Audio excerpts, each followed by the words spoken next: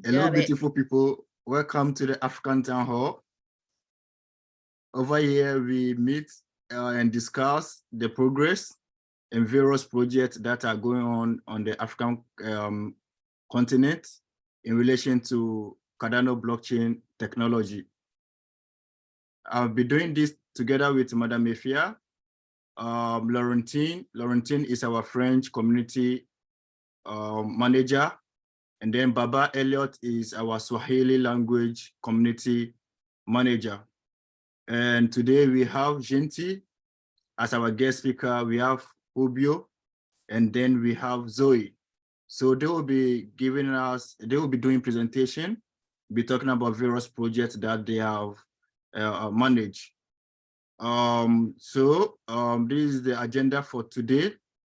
We'll be discussing African projects on Cardano, like I said, and then we'll be having extra discussions. Without wasting much time, we'll invite Zoe to read the experiment for us. Yeah, thank you. So welcome to the experiment. Things may break, like documentation, differ greatly between iterations, and they may disorient, overload, and inspire. But our goal is to provide a safe and lively environment for you to explore the highest potential of human collaboration. Yeah. Yeah, thank you. Thank you. Okay, Zoe, tell us about your recent analysis on the Catalyst Circle version 4 voting. Over to you. Nice, thank you. So yeah, we had the Facilitators Collective, of which you see the logo in the lower right corner. The Facilitators Collective held a survey first in a meeting format where we invited people to come in like for 10 minutes or something and answer a question that is based on whether they voted or not. So the idea was to hear from people who voted what was their what they paid attention to when they made the decision to vote, and to hear from people who didn't vote why, basically. And the little analysis that I will show is a qualitative one, which is different from quantitative, which basically means if you do qualitative research, surveys and analysis and stuff, you look at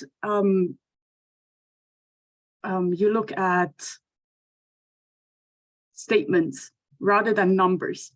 And with quantitative research and surveys and analysis, you look at numbers. So here I had some differentiations listed. And the reason why we chose qualitative over quantitative is because, and this you can find on the lowest 2 points, so the samples and people who submitted their stuff are not representative for the whole community. So it doesn't make sense to make statistical claims, which are number-based, but you can still pick statements and stuff, but you cannot, we will come to that because we got some numbers, but like, yeah, I will explain that quickly again. And it's also very difficult anyway to find out what would be representative. When can we make statements that are statistical? So I think we will skip one slide, because on the next slide, I just have some little color code made with the qualitative and quantitative, if you want to look up the slide again. And yeah, so just whatever belongs to each other has the same color, either green or blue. So on the next slide again, we can see the numbers that we got. And again, this is not representative. So although we got more than the half didn't vote and less than the half voted of people who submitted answers to our survey, we can now not say that of the whole community, more than half didn't vote and less than half voted. So that's what this statistical claims mean. So we can just point out these numbers for the survey alone. And what was interesting, which the numbers can tell, is that a lot of people submitted with anonymous, something like no name or anon or anonymous or whatever they put into that field. And a lot of people, like a fifth, submitted with a pseudonym, which means just a random word or some different name or something that is not their actual name. Just very few submitted with their actual name. And for some, I actually couldn't tell whether it was their name or their pseudonym. So we can see that staying anonymous for making statements about stuff seems important to keep. So that's about the numbers we got. And on the next slide, we can see some first findings. This is part 1. The voters watched out for stuff like representation, personal qualities, diversity, background, knowledge, commitment, experience, contributions, and activeness in Catalyst and or the whole ecosystem. So people were not just referring to Catalyst, actually, which was interesting. And something else was also that whether the nominee is part of the community, is community oriented.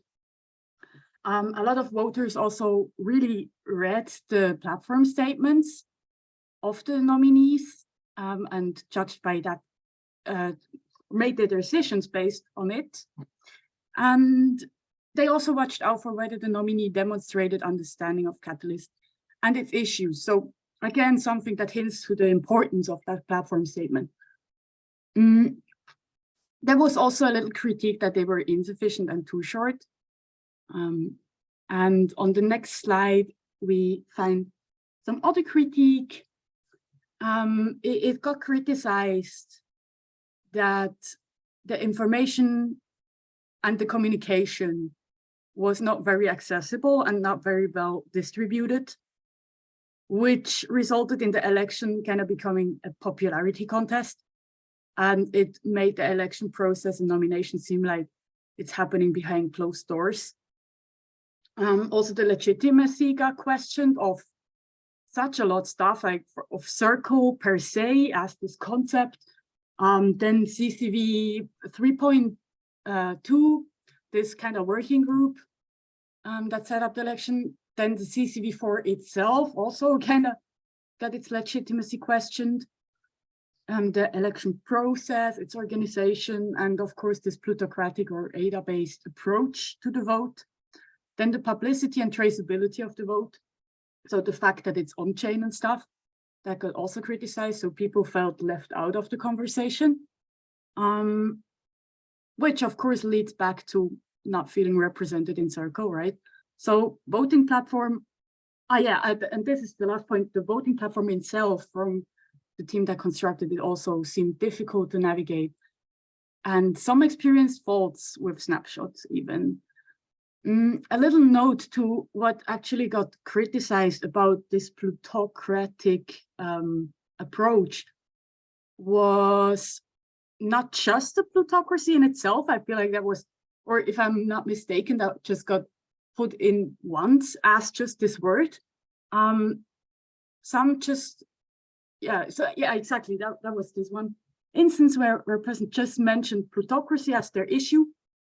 But also some explained that they didn't have much or no ADA, or that it was locked somewhere and stuff, or they put it all into NFTs.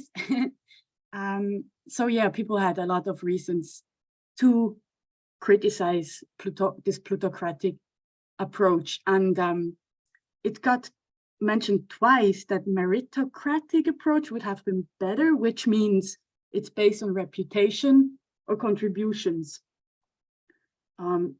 Yeah, which you could make with a token or something.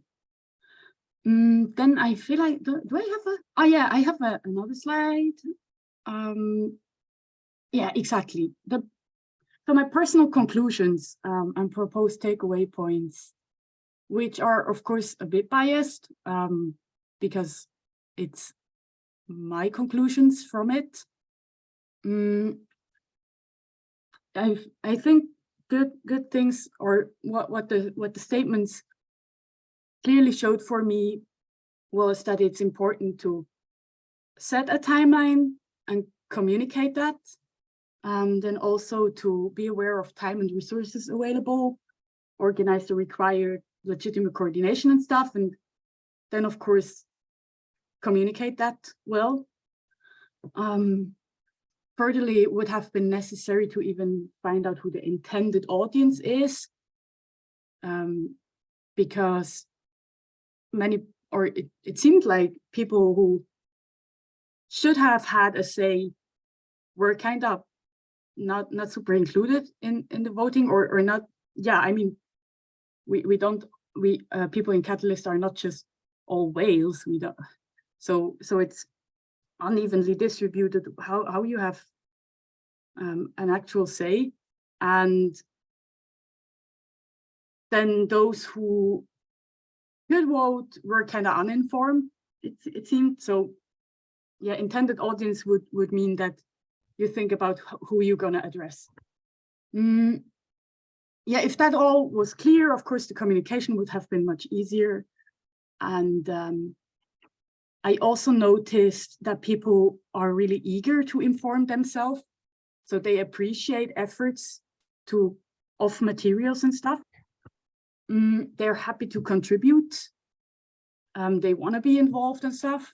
And we should, of course, be and stay aware of people's time and boundaries. Nobody should, in my opinion, have to run after information what Circle even is when offered to vote on it. And of course, making sure voters are informed, which is definitely on the organizers and communicators. So, and that's a little note at the end, like, yes, this is difficult to figure out for anything Catalyst. As previously pointed out, this whole thing of representativeness, what does it mean to make representative claims and stuff? That's super difficult in a decentralized environment, because you don't just know who is in it. Exactly. And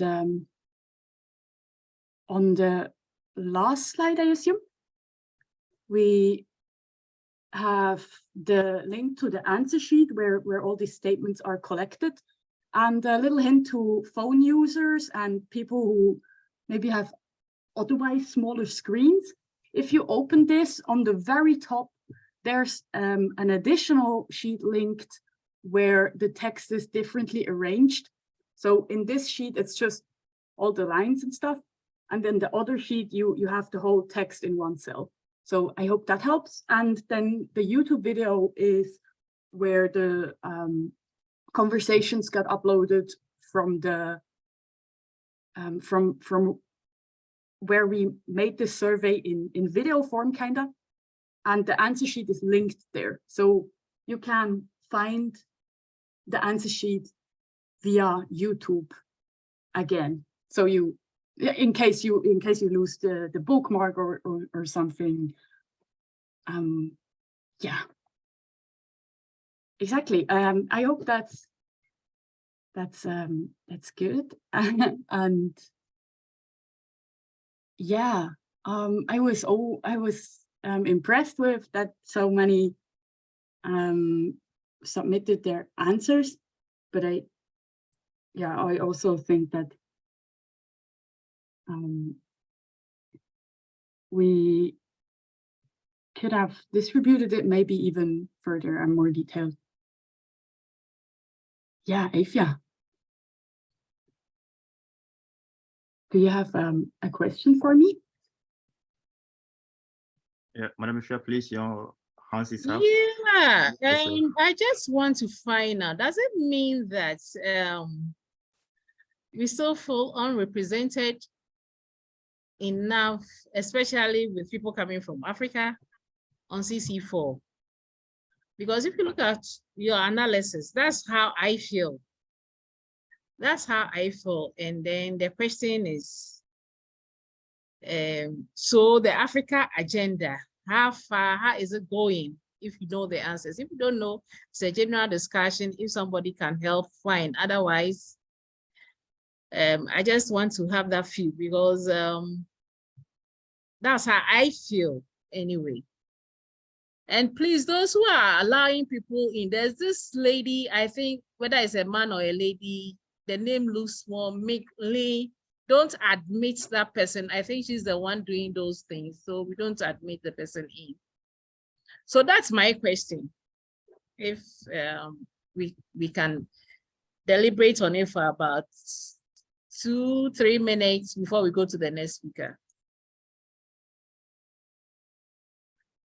I, for example, see quite a lot of value in this kind of research, because this is an item which shows that there is like wrong ways, like basically abused incentives to control Catalyst with a test environment. But if you look at the ethos of Cardano and where the IOG is coming from, they are trying to build a financial system for those who have like the less technology for that, and the target continent is actually African. So it feels like weird that the system or the bureaucracy is coming from the West, and there really needs to be more like voice from the other sides, which are not represented mostly by the who holds the most ADA, but more like who are impacting the most people in the surrounding local environments. So yeah, on the realistic side, I would say I would hope that these voices get more like scaled or like increased, because we do need your voices in this Catalyst ecosystem. And in order to create that impact, people have to align, come together, and constantly remind that, hey, this is still wrong. You still haven't had that inclusive feature into the system you're trying to build. And if you are not able to do it, what do you need? What solutions you need from us? And that kind of discussion back and forth to but if there is like a feeling that we already feel like we're out of the game, we're never going to have the control, and also not raise voices about that, then there's never going to be like that hand or like that pull which changes the system. So yeah, I know it's a hard road, but it's I said, if there is a will, there is a way. Okay, Zoe, your hand is up.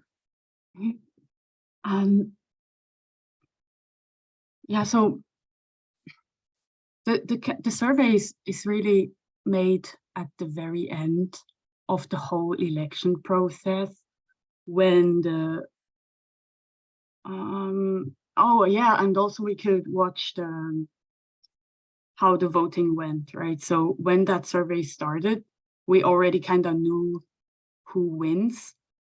So yeah, it's great research, but like it's very, very afterwards.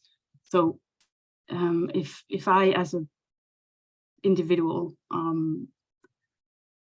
could or would have to kind of pin down where the exclusion happened, it started at the very start, right? It started at the very beginning of everything. Like it should have been, you guys should have been very invited to stand for Catalyst Circle, and that kind of didn't happen. Like it was, or I mean, there were, of course, it was like, yeah, it's open for everybody, but like IoT has this tendency to just announce stuff in the newsletter and in their own town hall and not really reach out, which I felt like was the starting point of issues.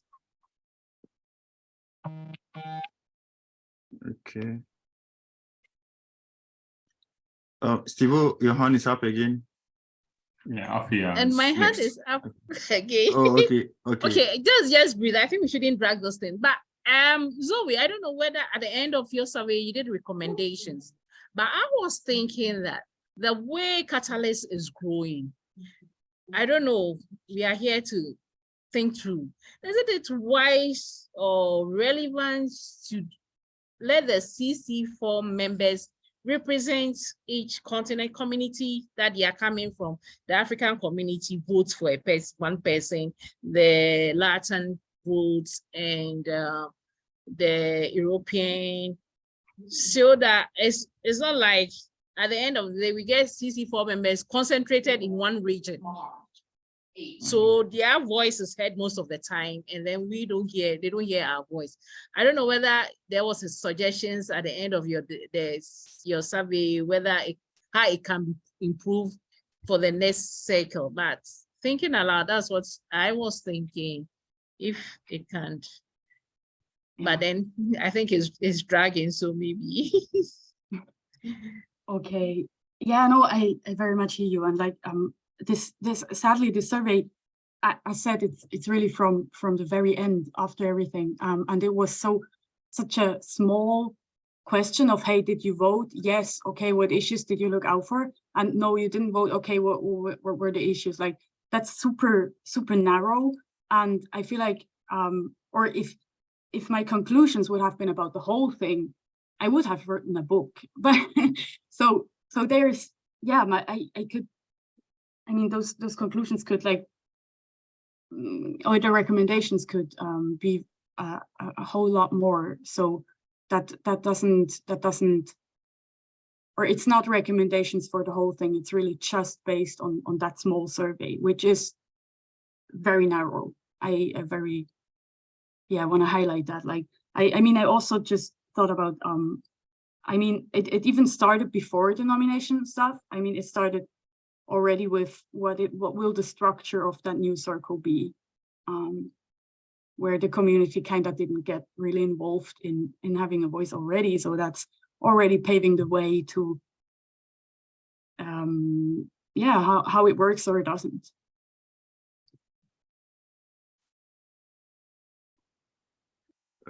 Okay. Okay, thank you very much for the quantitative research that you did on the CCV4. Yeah, thanks for the opportunity. Okay. You can also share your link to the chat, so anybody want to do a follow-up question on your presentation, the person can do so. Thank you very much, and we'll move to our next presenter, Mr. Obio from Remostat. He is coming to talk about connecting African talent through HEDA. Mr. Obio, if you are there, I think you are a co-host already. Let me make a co-host. You have muted. Okay, take over, sir.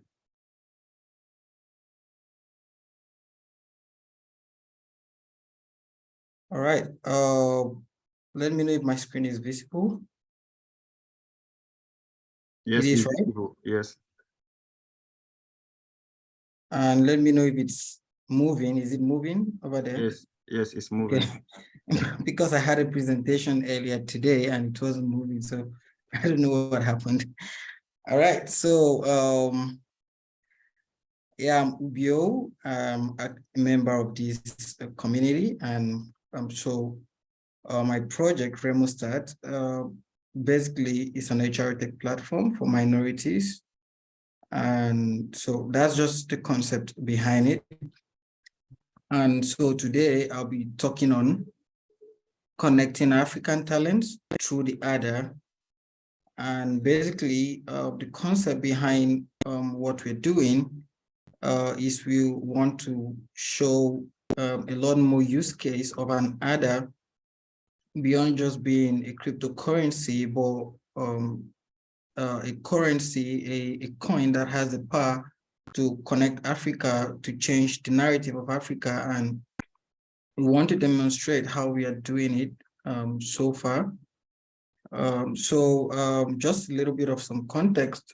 This project is a Catalyst for 9 project, and it was called Remostart Africa Job Shadowing. And you can see the proposal in the Cardano idea scale. And so anybody can just look at it and also see what we proposed and how we are going so far.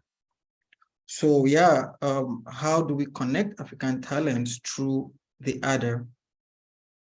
So I want to start by saying that we have to learn to, as Africans, we have to learn to accept our reality and the fact that the reality of an African is quite different from the reality of people in other spaces and other countries.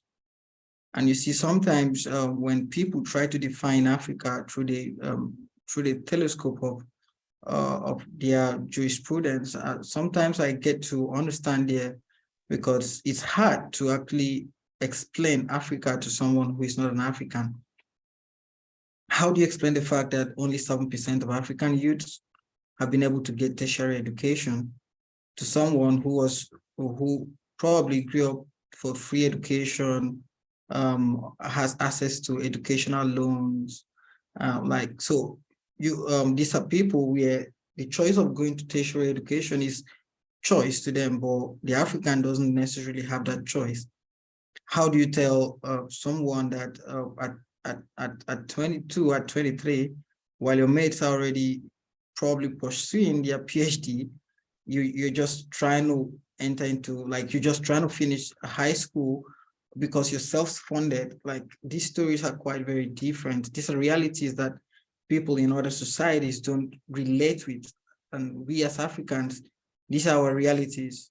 How do we tell people that our employment rate is less than 30% among the young people, when in certain countries they are actually overemployed and they are opening places like New Zealand, they're looking for more talents to come into their countries to actually come and develop, because there's too much employment in those places where the average person grows up having single-digit unemployment rate. But in most of our countries, that's not the reality.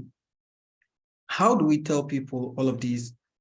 And so the African grows up with lower opportunities, but higher expectation. And unfortunately, these are the factors that we are being judged with.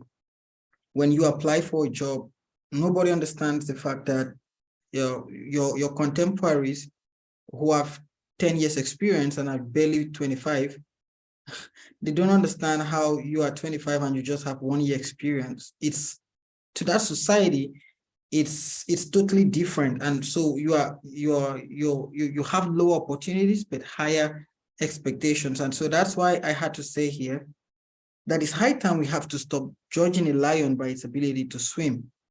And that is what Remostart is all about, right? We want to see how we stop judging lions by this matrix of success as defined by what society says success is. So you can see all of these instances that stand against us. Let me just share a story. Today, I was trying to connect some African talents to some job today, and basically all 4 of them could not qualify. Very saddening, but you know why? They didn't qualify, not because they were not good, but because there was no internet access. As we were trying to connect all 4 of them from different places, they were trying to connect and the internet was not just working. The client called me and said, I'm sorry, but I can't pick people. This is a remote job and I can't pick people who I'm not too certain about their internet connection, and I need them to be working for me remotely. Is the sad part about it. but this is the reality of the African. So in order to solve this problem, a lot of approaches has been deployed. And here are some approaches that have been deployed by some people in our community that are vested with trying to solve the problem. We try to certify people.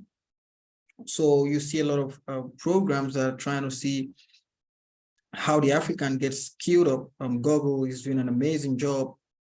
100,000 developers from Africa, beautiful concept. The problem is not so when these guys finish, even the Google itself are not going to give them any job. So certification is not going to solve the problem as good as it is, but that's not going to solve the problem because one, like, in fact, I think the average young African today is over-certified. Like, we've understood the importance of certifications and we've gone a lot for certification. So since I work in the whole talent space, I see a lot of people. I see the average African has a lot more certifications, but a lot less experience as compared to his contemporaries in other demographics. So certifications has been gone through and it's not really working. And this is not to discredit the importance of certifications. Let's not get it up wrong. But I'm just saying that certifications in itself does not solve the problem. Another thing has been internships. Wonderful. This is one of the most phenomenal opportunities that we've created for young Africans. But again, if except these are paid internships, unpaid internships are not working for us because you needed to have food in your stomach for you to be able to go every day to go and learn or to get work. So when it is unpaid internships, it gets worse, it gets messy. Like few of them get to finish it, but when it is paid internship, it's very good because it's helpful, right?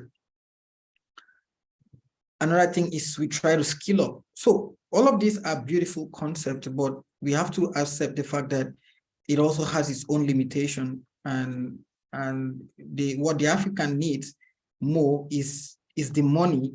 And so if it's possible, so the certifications, the internship, the skill ups are all beautiful, but if it doesn't translate into something tangible, into cash, it's not really helping the African youth. So how are we going to solve this problem using the ADA? Because that's the concept of what we're trying to do. We want to see how we can connect African talents using the ADA as a powerful tool for this, right? And in previous slide, I forgot to say that part of the problem as well is that the African is not even employable because he's unpayable. Like most of these countries that don't have access to payment facilities, you can't pay them through PayPal. Global payment portals are not accessible to most of the Africans. So it's a lot of hurdles, and that's why I said it's you're faced with less opportunities, but the highest expectation is from you. Like it's a very wild phase we find ourselves as Africans, but this is the reality, right? So this is what we are doing. We introduced what we call the job shadowing. So the job shadowing is a flexible approach to working, right? Where the job rules are not so fixed. I'm going to explain it more. I said it is a work, but with social good. So let me just explain the first 2 points, right? I said it's a flexible approach to working because the job rules are not fixed. We are not saying we understand the fact that they are so it's like a shadow. There's the real, but there's something imitating the real. So you walk in a real phase, you're doing the real thing, but we are ready to be flexible with some of the rules because we understand the peculiarities of your situation. So we allow you to gain the experience while you are earning as well. So the reason why you're doing that is because you want the person to get the experience, which is what the African is lacking, and not certification. And you also understand that in order for him to get the experience, he needs to get paid. And you also will be teaching him. So it's an incorporation of everything. So I said it is something between learning and earning. So you've not got a job, but you're not learning. You're not just sitting down in the classroom and learning. You're doing something, and at the end, there's some level of remuneration that comes back to you. And that acts like an incentive for you to keep doing more, you keep pushing, because you realize that it is like you can literally see what can come out if you keep pushing. It is permissionless. This is the most beautiful aspect of it, right? In working with this solution, the most beautiful part of it has been that you don't necessarily have to wait for the corporations, because the corporations may not actually, the big corporations may not accept what we're doing. You and I can actually be part of job shadowing. You can simply take up someone and the person is job shadowing you, doing 1 or 2 things for you, and the person is getting paid in other and all of that. So it's not necessarily like it must be very big. It must not be a very big this thing. And then the beauty of it is that we as a company get to certify the person on your behalf. So the person was working for you as a writer, as a graphic designer. You don't need to certify the person. We're going to certify the person. So it's permissionless. Anybody can come in. Anybody can do it. We are not waiting for. We are beginning to pick our story by ourselves. We are not waiting for the big guys to tell the story. We are telling our own story. And that's the beauty of what the whole job shadowing program is all about. It's us telling our own story by ourselves and not allowing the narrative to be controlled by others.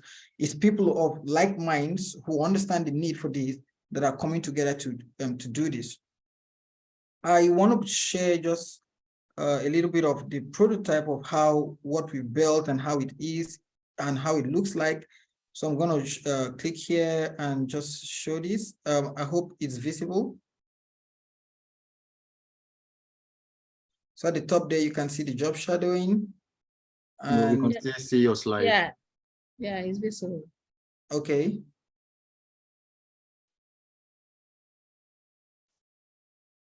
You might have to share again, but with the window view instead of application view. Yeah, I was trying to fix it into my application, into my pitch, but it just doesn't work. So I just had to do this. But the concept, like I would have, there are a lot of videos. I wanted to show how we are trying to integrate it, where you get to pay with the ADA, where you get to apply and all of that. But it's still in development. But while we're still developing, we're already out in the field trying to solve the real problem. So what has been the impact so far? We've been able to onboard more than 2,000 talents on the platform. And this is the beauty of it. Like the platform is still under development, but like what we have an MVP already, and people are already registering in it. Like a lot of Africans there, people from other minority backgrounds are already there. And so we are not waiting. We are not waiting for anyone. So we've been able to work with at least 50 startups already and entrepreneurs. Like I said, it's permissionless. We are not waiting for the big guys. It's simple. And when we say entrepreneurs, it can just be anybody. Like we've had people that just needed someone to write a research paper for them, just needed a little right. Like these things are not just big. It's permissionless. Anybody can enter, and we're gonna certify the person on your behalf to show that the person actually does have the skill. But even that, the person is earning in the process, and we're getting paid through ADA. So far, we've been able to get close to about 100 Africans already talents impacted. And I want to end this whole presentation by sharing a story and demonstrating a story of how this is actually helping, how we are impacting the world through ADA. So here is Sylvia. I don't know, like, so she got into the program. I think that was 3 months ago, and she received her first payment for a gig, and she was so excited, and she was just, so she had to come online and put it up, like trying to tag people. She was so happy about it. She was showing the screenshot of how much ADA she had in her mind. But little did we know that Sylvia has an ambition.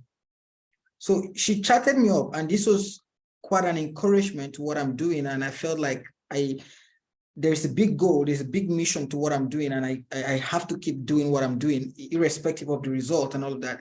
She chatted me about 3 days ago, and she told me, congratulations, I just got scholarship I just got admission into like in the US, and it comes with some assistantship. So very soon I'll be leaving. Now, this is what we did not know, that while Sylvia was there in her corner, she had a dream.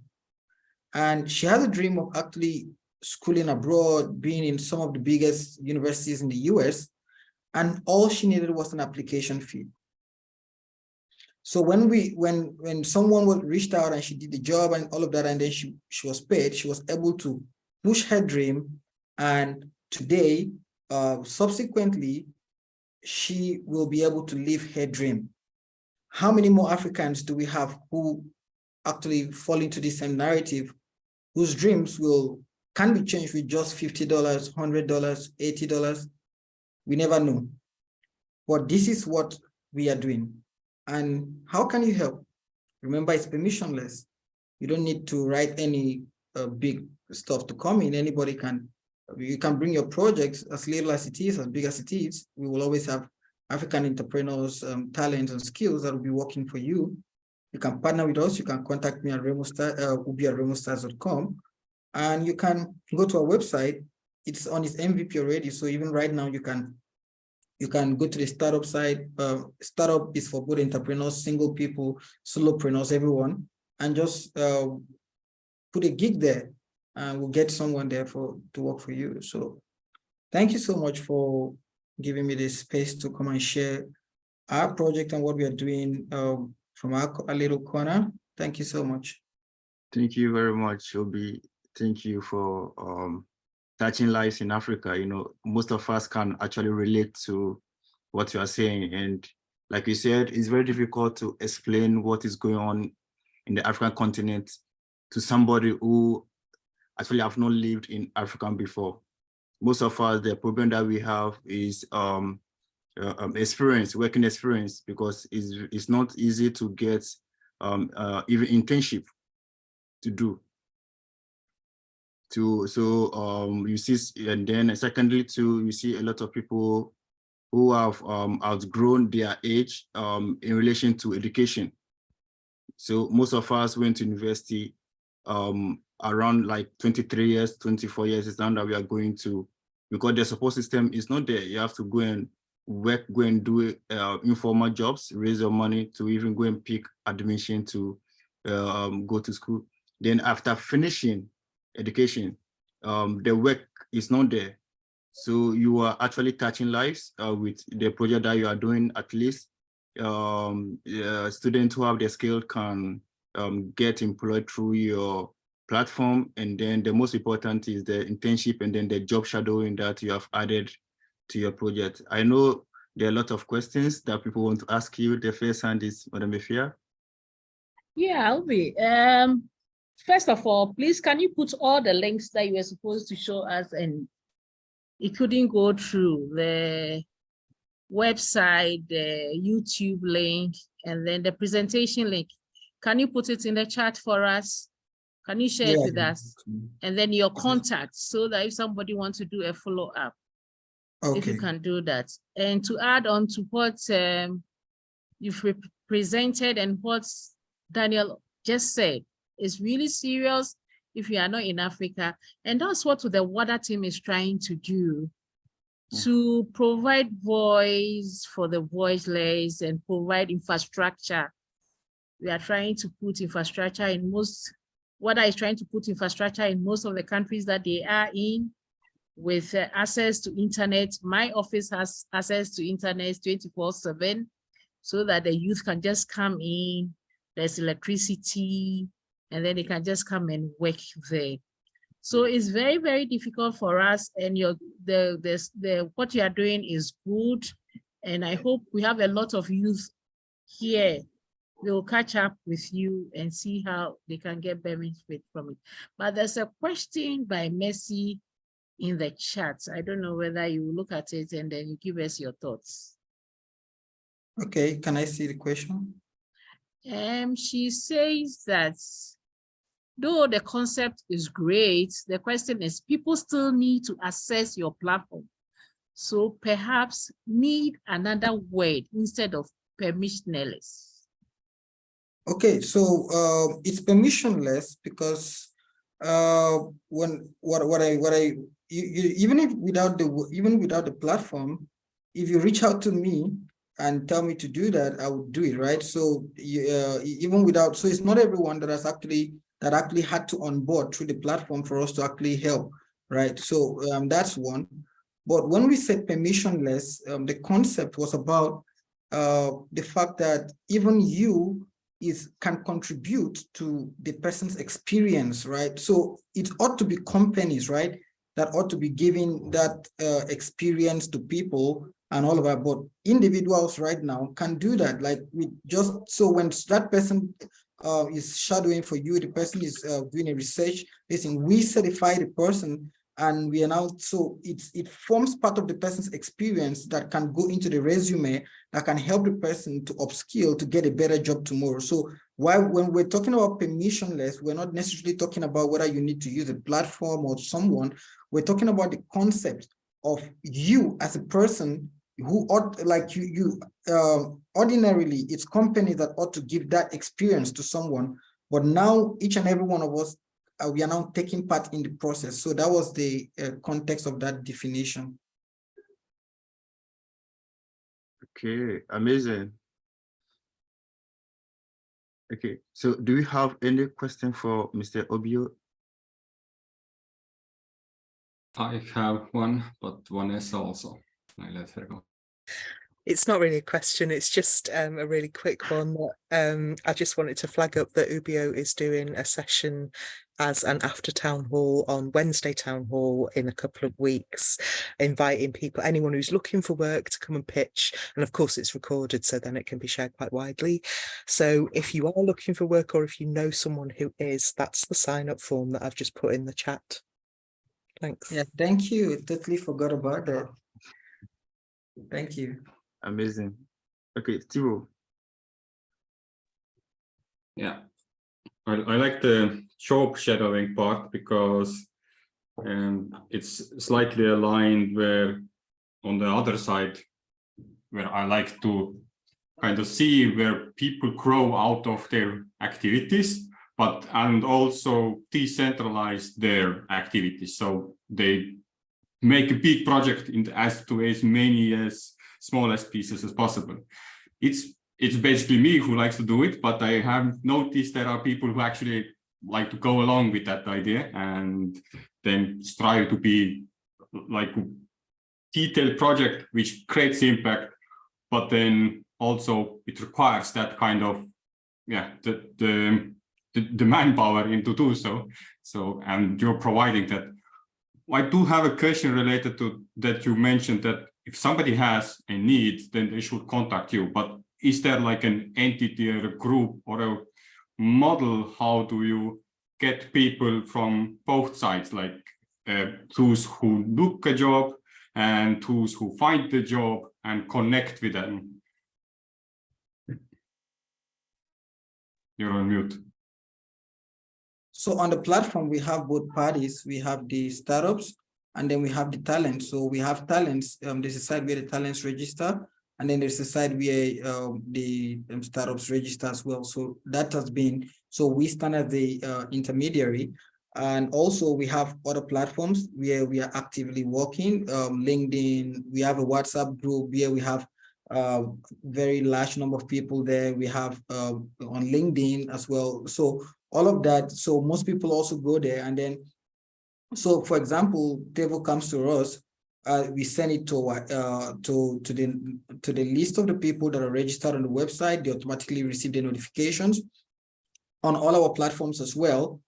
We also put it there. We put it on our LinkedIn. If you go to the LinkedIn, you'll see a lot of activities going there. So we do that. And then these people now come to us. We now do the whole connection and try to do the whole stand in between as well to help. But once the connection is made, is it then between those people, or there are always like ways to kind of interact with that? Like, is there all models used? Because, for example, right now, I feel like most of those who would like to get work done, they're willing to give it, but they may have overhead with their system that, hey, you need to submit this action there, or you need to join this session here. And do you have the tools? Like, how is that also included, or like? Yeah, so one of the things we do is like these things are very flexible, and these things are different from different people. So for example, someone that is bringing in a particular job, the person would probably want a person to work with him through Discord. So we try to teach, let the other person know how to work. So for us, we don't leave the whole scene. We stay in the scene till like everything works properly, because it works differently for different people. Like the other one wants the person to be working with him or her through WhatsApp. The other one wants through Discord. The other one wants through like, I'll just send you a mail and you just do it. So sometimes they just want to drop they want to just send the information to us and we do it. So so far it's been different models for different people, but this is it. We are learning, right? All of this whole stuff, we are taking the whole stuff, and then with these learnings, we are now going to know eventually the kind of platform. So part of eventually we have to build a platform that's going to facilitate this. But right now we are the platform. We are learning from everything, seeing what is working, what is not working, so that when eventually we want to build that whole remote platform that enables them to work effectively or micromanage the workspace, we actually understand the problems in both sides. So it's beautiful that right now we are the platform, because when we want to translate it into a physical product, like that workspace, it will be quite easy for us. Okay, Zoe. Yeah, I have also a question about the or inspired by what Mercy said. What is the login to the platform? Is it wallet based, or do you host accounts? Yeah, so currently, what we, like I said, right now it's in the MVP base. This particular project was just about trying to see how people will be comfortable paying through ADA. So this was just a beta phase of the project, but eventually we'll have to integrate wallets and all of that. But what we did is that we discussed with all the talents as they come in. We help them to onboard on Yoroi or any of the Cardano wallets. And then we also help pay through both sides. So right now we educate them on which wallet to go through and all of that. But eventually, these are some of the questions these are some of the places where funding would be needed for us to go into eventually, so we can create a wallet, we can integrate wallet, probably build tokens and all of that. But the first phase was just about creating the solution. This guy wants to be paid, go to ADA, we help the person to create another wallet. This guy is looking for someone to get to pay to do little jobs for him. We do that, and then he pays us. Sometimes they even pay us through cash in USD, and we pay the people in ADA. Sometimes the people pay us in ADA, and then we do. So the concept was just, let's see how we can use ADA to connect these talents to create change. So if this works out effectively, we can now scale into creating a wallet and tokenization and every other thing that can come out of it. Awesome, thank you. Thank you, Zane. It's amazing. Okay, Vanessa. Yeah, I just had a question, not specifically for Ubio, but for anybody who has anything that they can tell me. I saw in the chat how quite a few people were saying some of the problems with PayPal in various African countries. I was just interested, what's the off-ramping process like in different African countries for ADA? If you pay people in ADA, can they use it? How far can people use it to pay for stuff? And how easily can they get it off ADA and into fiat? Okay. Yeah, beautiful question. So I guess maybe if someone else want to answer, or I should attempt it. So far, I mean, I would still like to hear from other people, like, because this is a question that I think a lot of us relate with. So far, when I do pay people with ADA, like 90% of the time, that's their first interaction with cryptocurrency at all. So I do it very deliberately. So I even when I can easily tell them to go get a Binance and all that, I do it deliberately. Try to make sure that I pay them the open and other wallets and all of that, because I want so part of the project goal is to see more wallets created. So I always make sure they open those wallets, and when they do, after that I get to understand, depending on their country, I can devise different means, tell them how to get it through Binance, what are the centralized platforms in their country, also teach them about why they should get to hold those ADA as and the power of an ADA. And in the event that there is nothing we can do, they can now sell back the ADA to us, and then we can have someone pay them over there in their local currency. That's one of the things we do, but it's mandatory that they get the ADA so that that whole exposure into decentralization begins to come into their mind, because that is part of the project objective as well. Okay. I think it's something similar that we also do in Ghana. So when you get paid through ADA, you can actually change your ADA into a stable coin on Binance. Now, at the Binance, we have peer-to-peer dealers over there that they will buy your USDT and send you the local currency on your mobile phone. Most of the telecommunication companies in Ghana, they have a financial account, we call it mobile money. So you will register with them locally with your telephone number.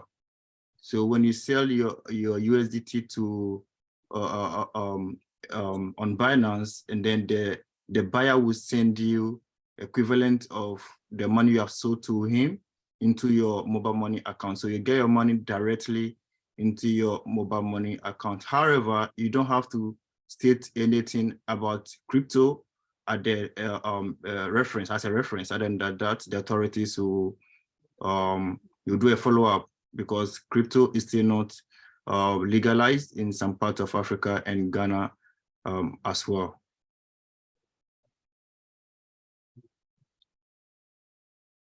Thank you. Really interesting. Thanks.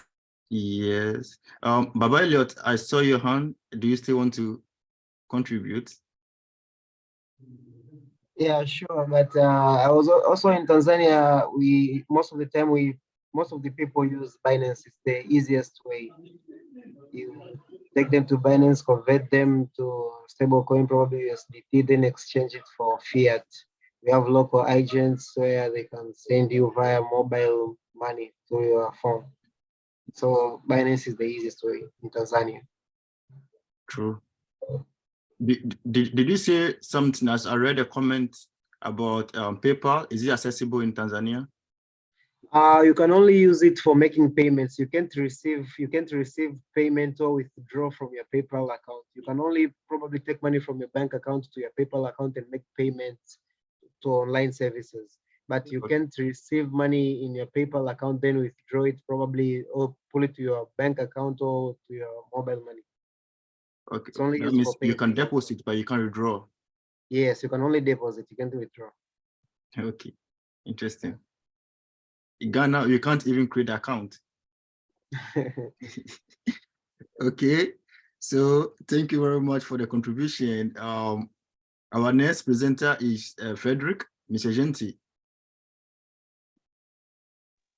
It's up to the people. The time is already up, so it's up to you guys if you want another extra 5 minutes, or if we postpone it to the next meeting. It's up to you. That's true.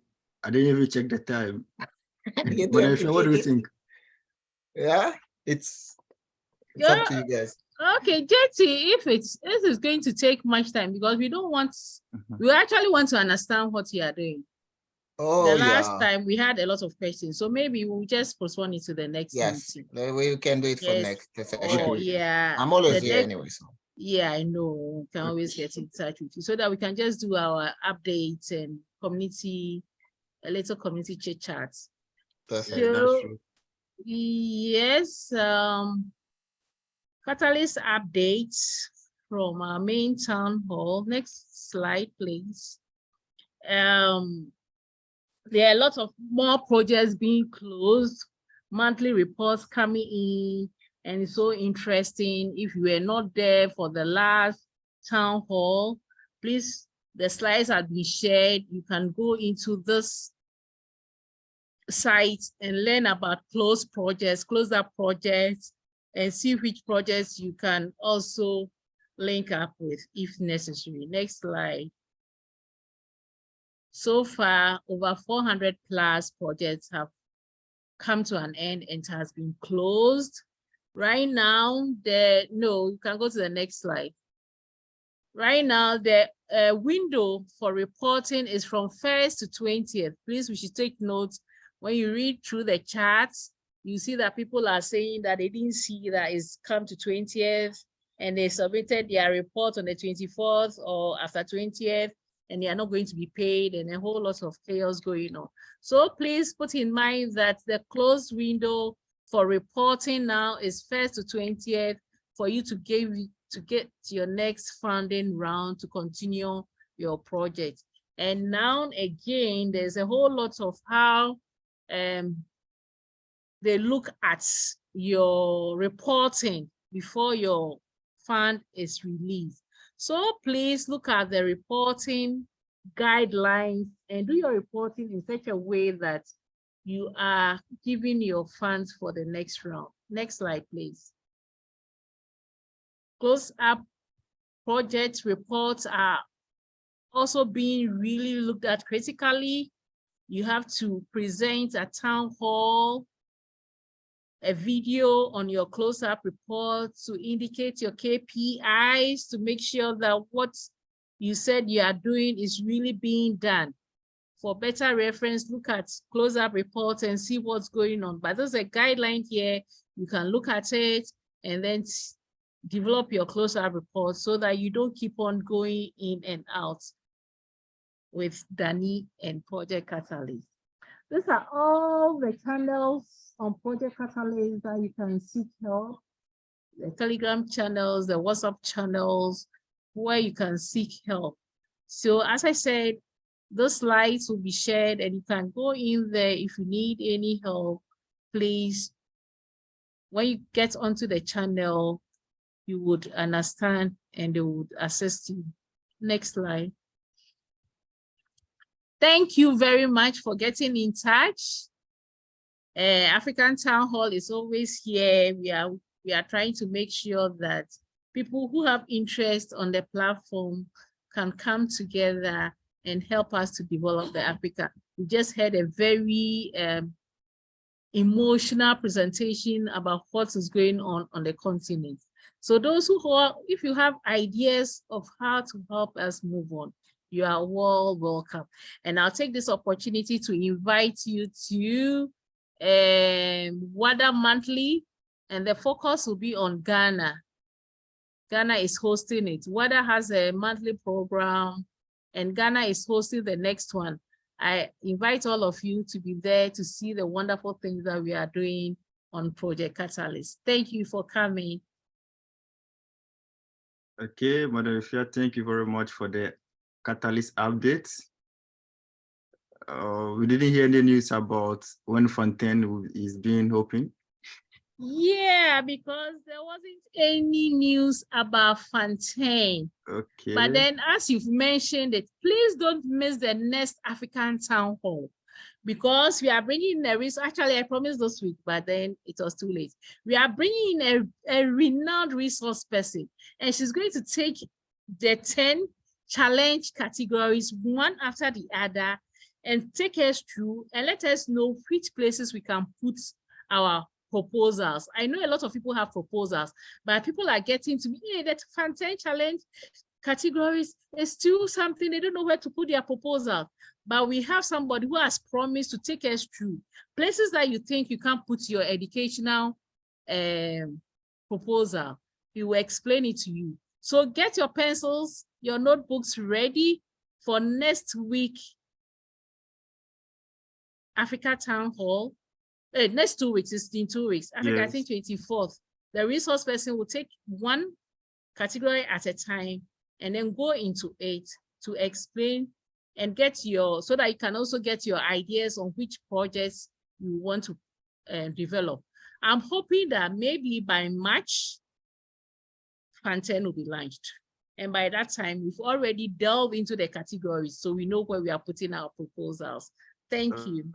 Okay, thank you, and thank you for giving us a clue of what is happening on 24 February.